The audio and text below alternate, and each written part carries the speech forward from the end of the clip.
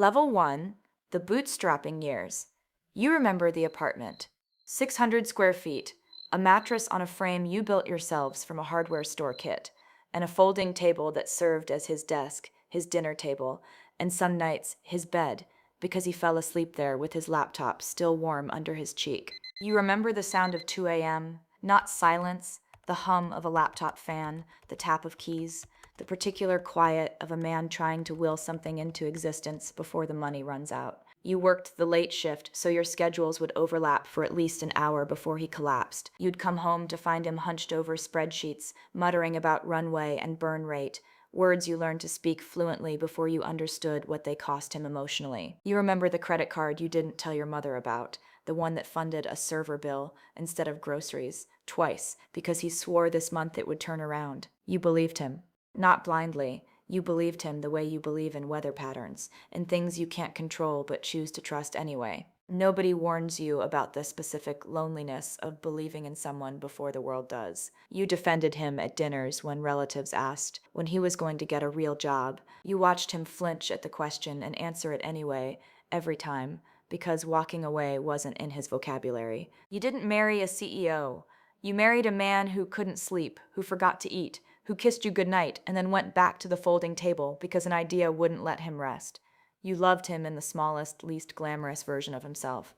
You didn't know yet that this version would disappear, piece by piece, as the company grew. Level 2, the breakthrough. The Series A closes on a Tuesday. You remember because it was raining, and he called you from the parking lot of the law office, his voice cracking in a way you'd never heard before, not from stress this time, but from disbelief. For a few months, everything feels like relief exhaling all at once. You move into a real apartment, the kind with a dishwasher and a bedroom door that actually closes. You buy a car that starts every time. You pay off the credit card in one transaction and cry a little, quietly, in the bathroom because you didn't realize how much weight you'd been carrying until it was gone. You think, now he'll sleep more, now we'll have dinners that aren't interrupted by his phone buzzing against the table like something alive. Instead, his hours double. You learn that funding isn't an ending, it's an acceleration. The stakes didn't disappear when the money arrived, they multiplied. Now there are investors to answer to, a board that expects growth, employees whose mortgages depend on decisions he makes before sunrise. You notice something else, subtler, harder to name. Friends start asking different questions. Not, how is he doing, but how much did the company raise? A college friend you haven't spoken to in 3 years texts you out of nowhere, warm and effusive, and you find yourself wondering, for the first time in your life, what people actually want when they reach out to you. You don't say this out loud yet, you just notice it. You file it away, the way you file away a strange noise in the car that hasn't caused a problem yet. Level 3, the corporate ascension. The acquisition offer comes 18 months later, and this time, when the number is said out loud in a conference room you weren't invited into, it changes the shape of your entire future in the time it takes someone to sign a page. You move into a gated community with a name that sounds like it belongs in a wedding invitation. You learn the specific choreography of a gala evening, the 11-minute conversation with a stranger who wants an introduction to your husband, the practiced laugh you give when someone jokes about your husband letting you shop, the exact moment in every event when you feel a hand lightly against your back, his hand, signaling it's time to move to the next room, the next handshake, the next photograph. You hire your first house manager. She is kind and competent and knows your husband's coffee order better than you do, because she's the one who makes it most mornings now. You sign a document you don't remember calling an NDA when you first married him, and you realize, quietly driving home from the notary, that everyone who now enters your house, the cleaners, the landscaper, the woman who arranges the flowers every Thursday, knows more about the architecture of your private life than most of your friends do. You still love him. That part hasn't changed. But you notice more and more that you see him mostly in fragments. A kiss on the way out the door, a text that says, "Running late, don't wait up." A hand on your back guiding you through a room full of people who all seem to know his name before they know yours. Level 4, the gilded cage. By the time the company goes public, your life no longer resembles anyone else's you know. There's a private jet now, and you remember the first flight, the strange, hushed luxury of it, the way you kept waiting for someone to tell you there'd been a mistake, that this wasn't really for you. The estate is 15,000 square feet, and some mornings you walk through it and count the rooms you haven't entered in a week.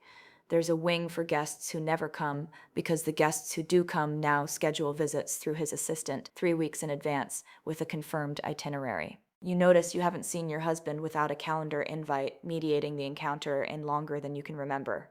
Even date night appears on a shared calendar now. The household staff, the chef, the driver, the 2 women who manage the house in rotating shifts all signed confidentiality agreements before their first day. You understand why. You've read the headlines about other families like yours, the leaked photos, the fabricated stories about affairs and addictions that spread faster than any correction ever could.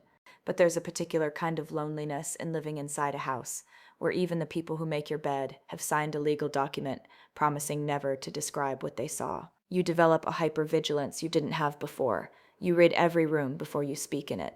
You assume every new friend might want something, and you hate that assumption, and you can't make it go away, because twice now it's been true. Some nights when he's traveling, and he's traveling more now than in the bootstrapping years, which you didn't think was possible. You sit in the kitchen, in a house built for a family of 8, and you eat dinner standing at the counter, the way you did in the 600 square foot apartment, except now the silence around you costs more per square foot than your first year's rent. You have everything, and some nights you have never felt more alone in your own home. Level 5. The untold reality. You sit across from a lawyer for the 4th time in your marriage, updating the prenup this time, not signing it for the first time, and you notice you no longer flinch at the language. You understand now that protecting the marriage legally isn't the opposite of trusting it. Sometimes it's what makes trusting it possible, because the money stops being a silent, unspoken variable in every disagreement you have. You've learned to watch for the specific quiet that comes before infidelity rumors reach you, a journalist's message, a mutual friend's too careful phrasing. And you've learned, painfully, that you cannot control what gets written about your marriage, only how tightly you hold the actual truth of it between the 2 of you. You start building something of your own, not because you need the money, but because you remember, somewhere in the gilded cage of the last few years, that you used to be a person with ambitions that had nothing to do with his. You start small, advising a few early-stage founders, women mostly, women who remind you of yourself at the folding table. It isn't about proving anything to him. It's about remembering what your own voice sounds like when it isn't answering a question about his company. Slowly, something shifts in the marriage too. He starts asking about your work the way you used to ask about his runway and his burn rate. You start having conversations that aren't about his calendar or his board or his image. You find each other again, in smaller rooms than the ones you're used to now. A kitchen counter at midnight, a quiet car ride home from a gala where neither of you says anything at all. And it isn't empty silence anymore. It's the kind you chose. You understand now what no one told you at the beginning. Money didn't ruin your marriage, and it didn't save it either. It simply removed every excuse the 2 of you ever had for not doing the real work, the seeing each other, the choosing each other,